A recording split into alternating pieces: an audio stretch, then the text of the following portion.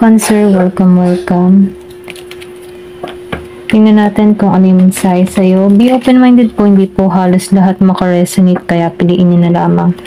And thank you nga po pala sa mga nag-subscribe, lalo na sa mga bumabalik. Marami pong salamat. Give me the message for Cancer. Meron ka ditong passion. Nakikita ko dito yung iba sa inyo, meron kang iniintay na balita, tawag, or pwede rin sabihin, mensahe, okay? So, meron ako nakikita dito yung iba sa inyo, may relocate, may pag-alis, or pwede rin sabihin nagbabalak ka, lumipat ng lugar, lumipat ng trabaho, or pwede rin sabihin mang ibang bansa. May pagkilos, akong nakikita dito. And then, nakikita ko rin dito, yung iba sa inyo kasi hindi na masaya sa trabaho niya, or pwede rin sabihin kung saan ka man ngayon, no? Nafe-feel ko dito yung pag-alis mo. Hindi alis lahat, piliin nyo na lamang yung part nyo. And then nakikita ko rin dito sa iba, meron kang gustong gawin or meron kang gustong makreate, meron kang pagpaplanong ginagawa na kung saan andun yung motivation mo dito sa gagawin mo. Kumbaga punong-puno ka ng sigla dito, excited ka sa gagawin mong ito. Meron ako nakikita ditong happiness na naghihintay sa'yo. Okay? Give me more information. Nakikita ko lang dito yung positive. Merong positive vibes. Or pwede rin sabihin, maraming nagkakaroon ng interest sa'yo kasi yung aura mo dito positive lang. Ito lang yung nakikita ko. So, nakita ko rin dito yung iba sa inyo may paglagong magaganap, okay? Kung ano man yung mga ginagawa mo, tinatrabaho mo, or pwede rin sabihin may improvement na nangyayari sa'yo, may pagkilala. Kaya nakikita ko dito, meron ditong nag-i-stalk sa iba, okay? Merong mga nakamasid, or pwede rin sabihin, meron ditong nakatingin kung ano yung sikreto mo, kung bakit lumalago ka, kung bakit may mga nagaganap or may pangyayari sa'yo na kung saan may paglago. Ito lang yung nakikita ko. Then yung iba naman sa inyo nakaka-recover na sa sitwasyon. Kasi nafe-feel ko dito, yung iba nakaranas ng trickery, pero mag-ingat ka pa rin ha sa pagkakatiwalaan mo dito kasi may tricks. Pwede kang ginlangin ng tao neto, okay? Meron ditong Year of the Dragon. Nakita ko rin dito yung pagbabago na parating sa iyo. Ito lang yung nakikita ko dito.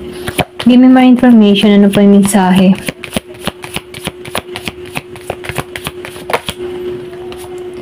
Then nakikita ko dito yung iba sa inyo sinusubukan. Okay? Kung nakakaranas ka ngayon na parang na, yung ba tipo na pakaramdam mo parang sinusubukan ng tadhana, bakit ano pa yung ginagawa mo wala pa rin nangyayari. Ito din nakita ko dito, no? So may pagsubok dito, pero nafe-feel ko dito once na nalampasan mo itong mga pagsubok na ito, ay ito na yung magandang naghihintay sa'yo. Ito lang yung mensahe. So kung ikaw man ay nahihirapan, may problema kang kinakaharap, huwag kang susuko. Ikaw ay sinusubok ngayon. Ito lang yung mensahe sa'yo. Kung gaano ka katatag or kung gaano ka lalapit or kakapit sa puong may kapal, may pagsubok, okay? Kung ikaw may nakakaramdam ng problema, sinasabihan ka dito, no? Huwag kang susuko. Kasi ito yung nag-iintay sa'yo, abundance. Kaya ka maraming yung batibo, ang dami mong pagsubok, nahihirapan ka sa sitwasyon, meron niyang kapalit kung bakit mo nararanasan yan. Once na nalampasan mo yung mga pagsubok na yan, ito yung naghihintay sa'yo, abundance. Meron ako nakikita dito paglipat ng lugar, paglipat ng bahay. Okay, or pwede rin sabihin, may pagkilos, may travel. Pero nakikita ko dito yung abundance. Yung iba sa inyo, maybe, ikaw, gusto mo magpatayo ng bahay, or yung iba sa inyo nagpaplano magpatayo ng bahay. Kumbaga may pagsubok lang dito, no? Kung magtitake ka ng risk sa pagpapatayo ng bahay kasi mahal din yung gastos, So ikaw, nakikita ko dito na nag-iisip ka, okay? Yung iba sa inyo, no, sa part na to, meron paglipat ng bahay or nagpaplano ka magpagawa ng bahay. Give me more information.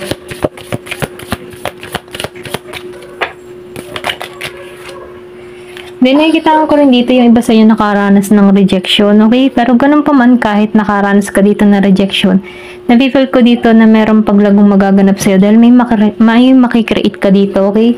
Then, nakikita ko rin dito, meron dito magbubunga, okay? Lahat ng mga pinaghirapan, magkakaroon dito ng magandang bunga. Ayan, pasensya na utal ako.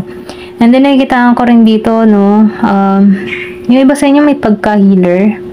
Pwede rin sabihin, meron dito yung bang tipong faith healer. Okay, ito lang nakikita ko. And then, nakikita ko rin dito yung ginagabayan eh. Malakas yung intuition ng iba sa inyo. Ito lang yung nakikita ko. Ayan. Meron kang kakayahan na mag-heal. Hindi naman yung tipo na albularyo, hindi man ganun. Yung bang tipo na once na nakakausap mo isang tao na may problema at once na napayuhan mo to, nagkakaroon ng kaliwanagan itong tao na to. Ito lang yung nakikita ko. Kasi nakikita ko dito na magaling kang mag-create, okay? May talent ka, may kakayahan ka. Give me more information. Iba sa inyo may mga pagpaplanong ginagawa. Give me the message na pa yung mensahe. Nag-iintay, meron nag-iintay dito. Yung iba sa inyo travel, or pwede rin sabihin may apply ka abroad. May pag-iintay kang ginagawa dito. Okay, ito na yung nakikita ko. Or meron kang iniintay na tao, meron kang iniintay na tawag. Ganun. Kasi nakikita ko dito yung iba sa inyo nahirapan sa sitwasyon, or pwede rin merong bumabagabag sa iyong isipan. Pwede rin sabihin kasi na-tricks ka dito eh. Kaya yung iba sa inyo may pagkabalisa, or pwede rin sabihin na nahihirapan sa sitwasyon. Hindi halos lahat sa part na to. Give me more information pa yung mensahe.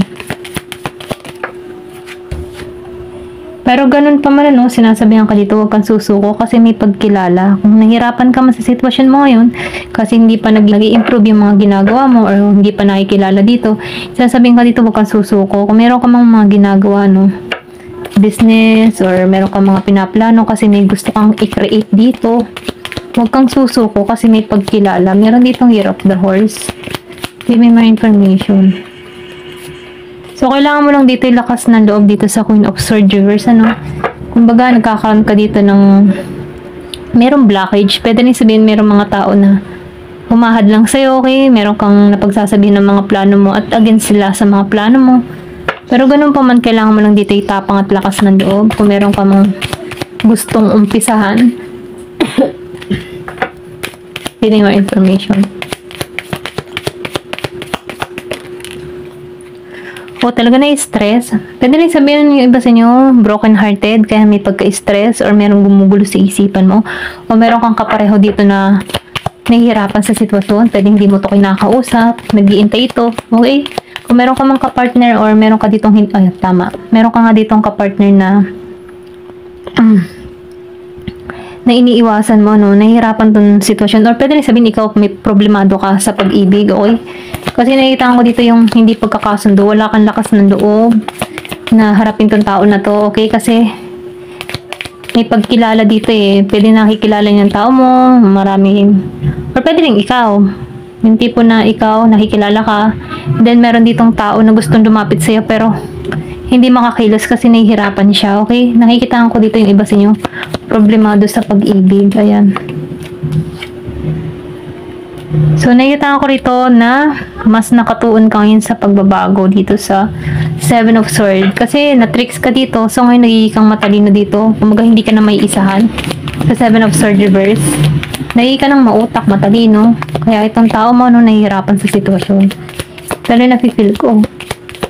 Pwede rin sabihin na re-receive na nito yung karma niya dito sa Nine of Swords and Ten of Swords. Kung ikaw may sinaktan niloko, no, may paghihirap na nagagawa yung person mo, or pwede rin sabihin na ikaw, kung meron kang sinaktan na tao, no, nababagabag ka or nahihirapan ka, pwede rin sabihin may blockage dito kung bakit nahihirapan sa sitwasyon, hindi makatulog, nababagabag, nababalisa dahil dito sa tao na to, okay?